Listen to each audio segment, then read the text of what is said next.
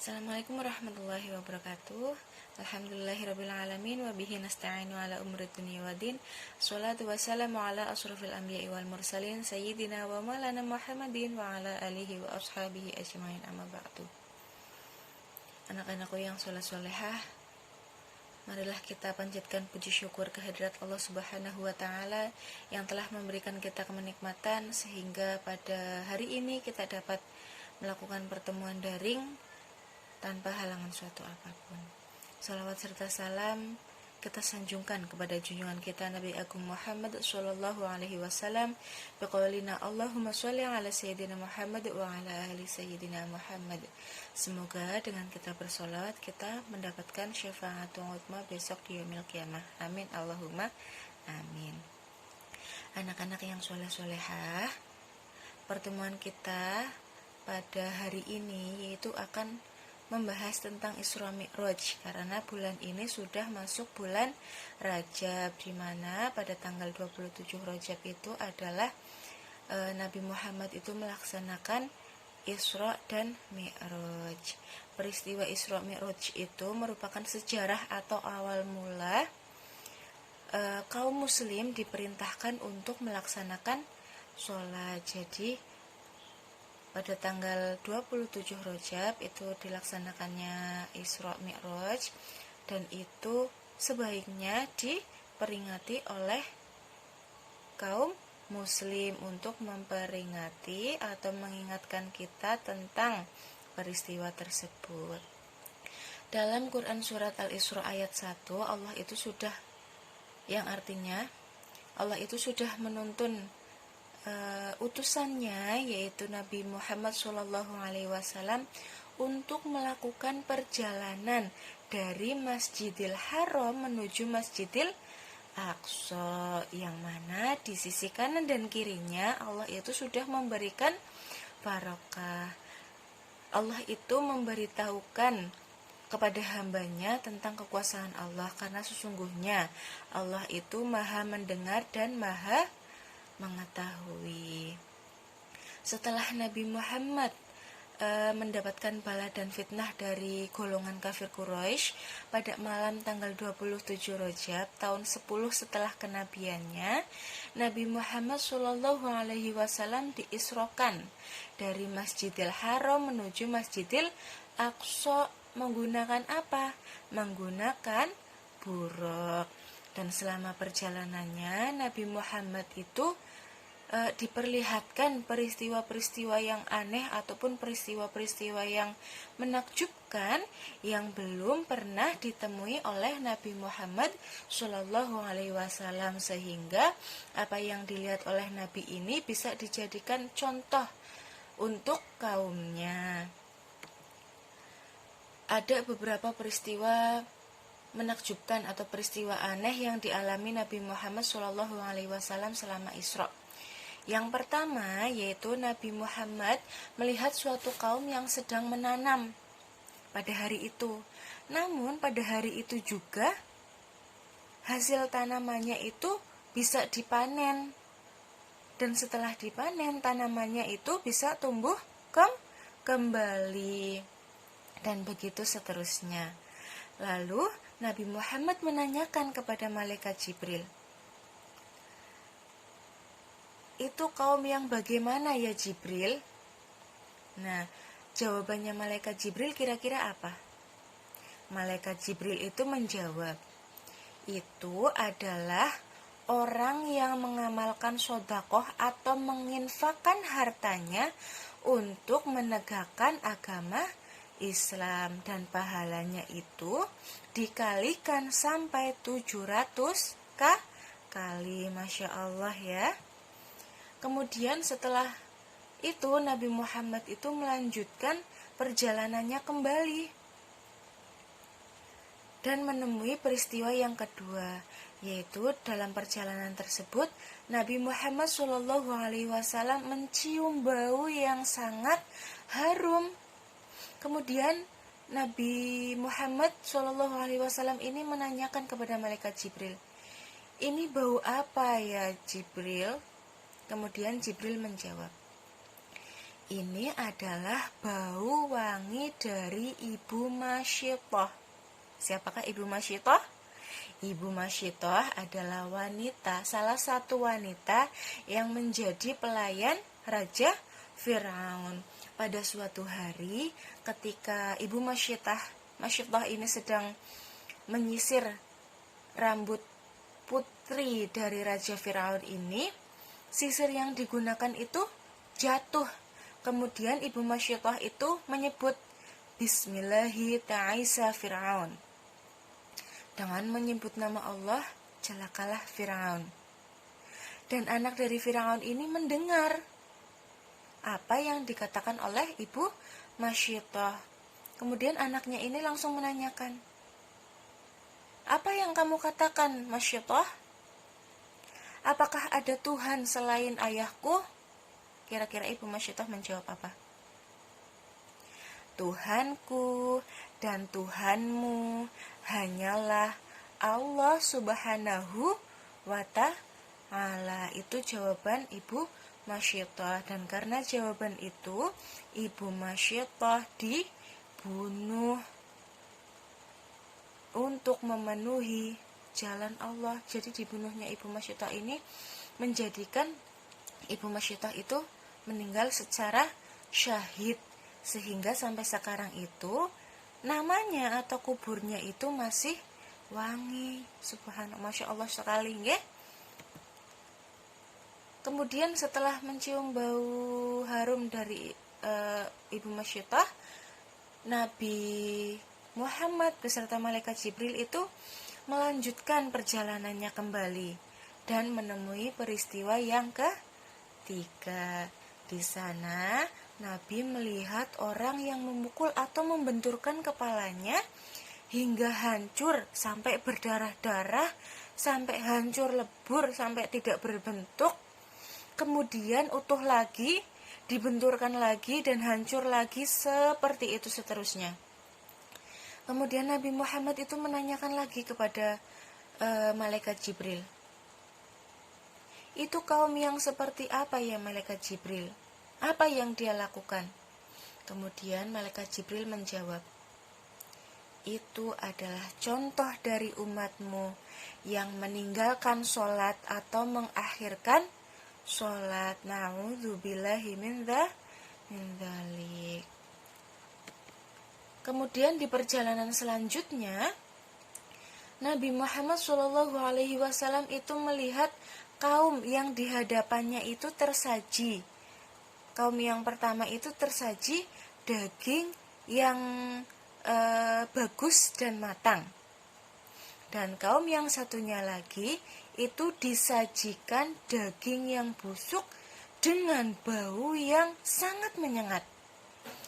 Namun anehnya, orang-orang yang ada di situ malah memilih untuk memakan daging yang busuk itu, yang masih mentah dengan bau yang sangat menyengat. Kemudian Kanjeng Nabi itu menanyakan kepada Jibril, itu orang yang bagaimana ya Jibril? Jibril pun menjawab, malaikat Jibril menjawab, nggih, itu adalah contoh dari umatmu yang sudah memiliki pasangan secara halal dengan jalan nikah, namun dia itu melakukan perbuatan zina. Kemudian Nabi melanjutkan perjalanannya lagi. Apa yang Nabi Muhammad temui setelah itu? Nabi Muhammad menemui orang yang memotong lidahnya dan menggunting bibir serta mulutnya menggunakan gunting besi. Setiap lidah dan bibirnya hancur, itu menyatu lagi, digunting lagi, hancur lagi, menyatu lagi, digunting lagi, hancur lagi, begitu seterusnya. Kemudian bertanyalah kembali Nabi Muhammad kepada malaikat Jibril, itu orang yang bagaimana ya malaikat Jibril? Kemudian malaikat Jibril itu menjawab, itu adalah orang-orang dari umatmu, contoh orang-orang dari umatmu yang melaksanakan khutbah atau ceramah tapi dia sendiri tidak melaksanakan apa yang dia katakan. Atau jarkoni, bisa ngajar tapi tidak bisa ngelakoni. Itu hukumannya, yaitu dipotong lidahnya, memotong lidahnya sendiri dan memotong mulutnya sendiri. Kemudian Nabi itu sampai di Baitul Maqdis. Di situ Nabi Muhammad SAW itu sholat 2 rakaat bersama malaikat Jibril. Kemudian tidak terlalu lama datang para nabi untuk melaksanakan sholat juga. Dan kemudian malaikat Jibril ini mengajukan Nabi Muhammad untuk mengimami sholat. Dan mulai dari situ Nabi Muhammad disebut dengan Imamul Anbiya wal Mursalin.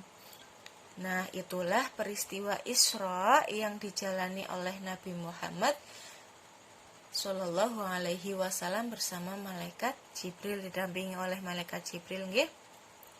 Setelah Isra, apa yang Nabi Muhammad lakukan?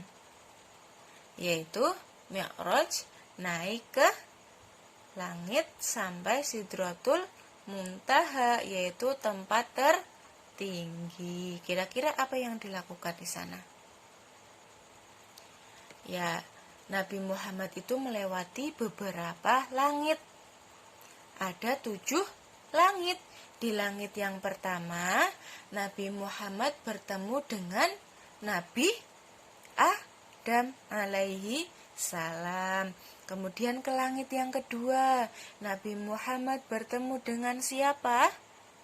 Ya, Nabi Muhammad bertemu dengan Nabi Isa bin Maryam.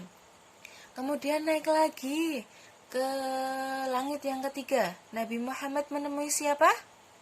Nabi Muhammad Shallallahu alaihi wasallam menemui Nabi Yusuf alaihi salam. Kemudian naik ke langit yang selanjutnya, Nabi Muhammad menemui Nabi Harun alaihi salam.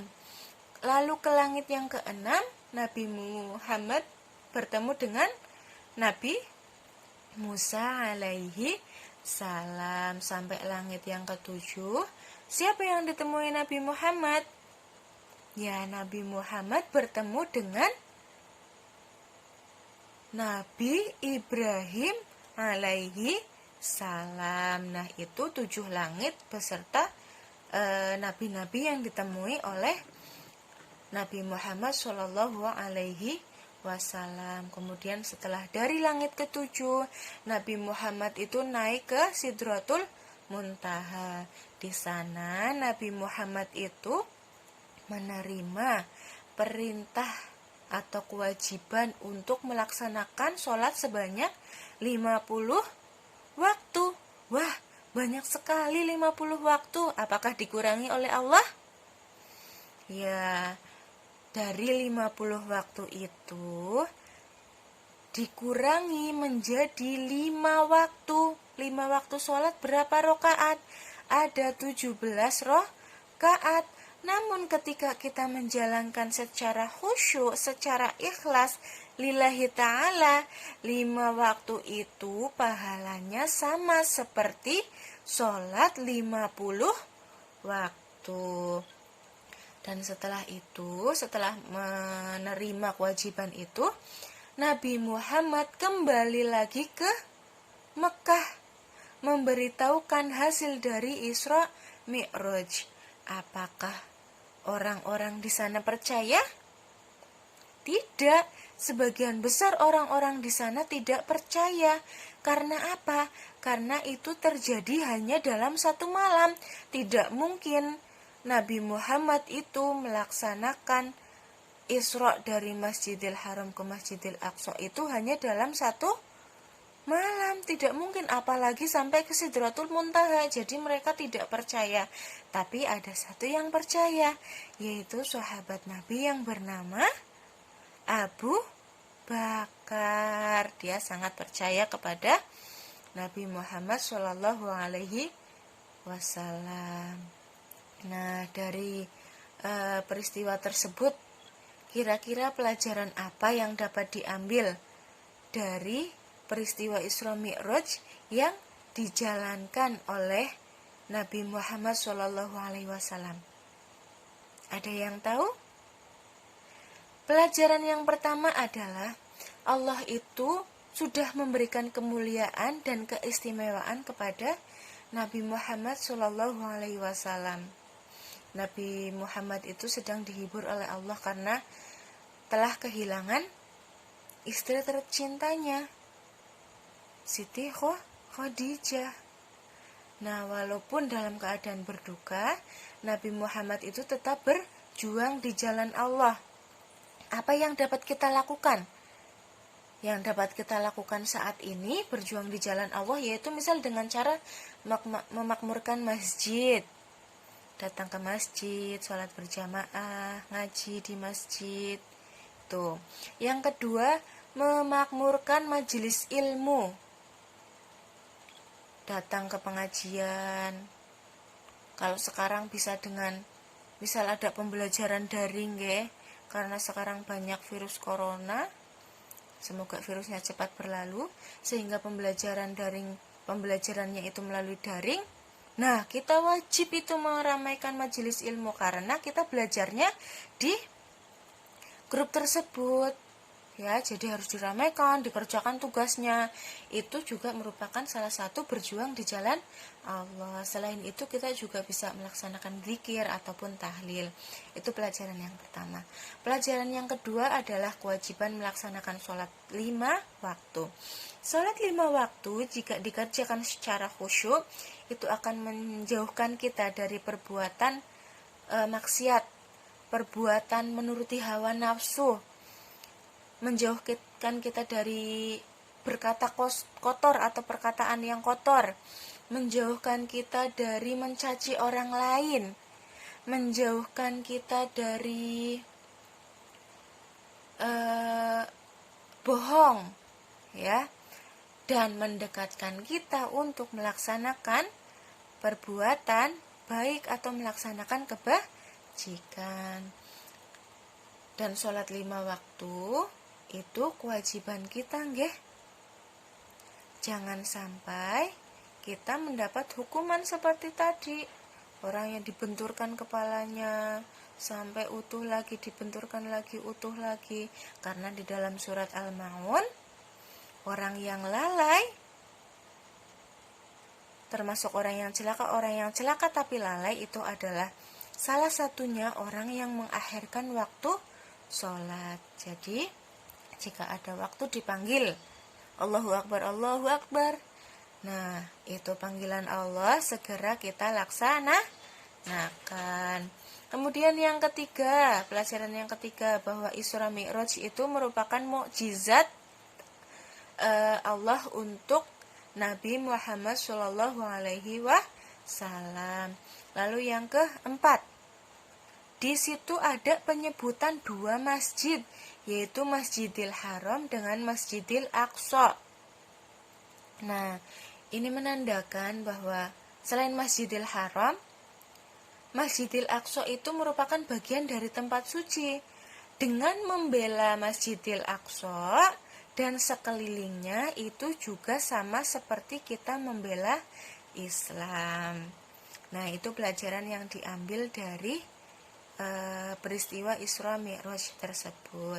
Dan semoga kita dapat mencontoh perbuatan-perbuatan yang baik dan kita dapat menjauhi perbuatan-perbuatan yang dilarang oleh Allah Subhanahu wa ta'ala.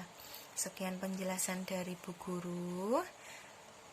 Apabila ada kata-kata yang kurang berkenan, Bu Guru mohon maaf. Diambil yang baik dan tinggalkan yang buruk. Tetap semangat, tetap jaga kesehatan, tetap patuhi protokol kesehatan, tetap riang gembira, ya. Sekian dari Bu Guru. Wallahul muwaffiq ila aqwamit thoriq. Wassalamualaikum warahmatullahi wabarakatuh.